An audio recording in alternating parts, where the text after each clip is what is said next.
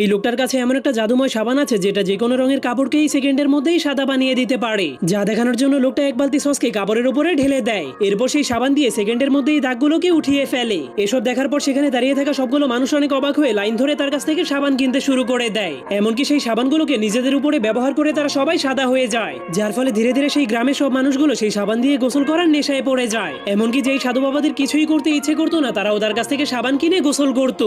এভাবেই লোকটা সেই জাদুময় সাবান বিক্রি করতে করতে অনেক ধনী হয়ে যাওয়ার কারণে ধীরে ধীরে সে ওই শহরের মধ্যে অনেক বড় একটা সাবানের মার্কেট খুলে ফেলে, যার ফলে ধীরে ধীরে সেই শহর থেকে সবগুলো রং গায়েব হয়ে পুরো শহরটাই সাদা হয়ে যায়। এই জন্য শহরের মানুষগুলো সেই সাদা রংকে অনেক ঘৃণা করতে শুরু করে। কিন্তু তখনই হঠাৎ করে হাজার হাজার সাদা মানুষের মধ্যে একটা মেয়ে রঙিন কাপড় পরে চলে আসে, যা দেখার পর সেই শহরের সবগুলো সাদা মানুষ সেই মেয়েটার পিছু করতে শুরু করে দেয়, কারণ তারা সবাই জানতে চাইছিল এই মেয়েটা এত সুন্দর রঙিন কাপড়গুলো কোথায় পেয়েছে।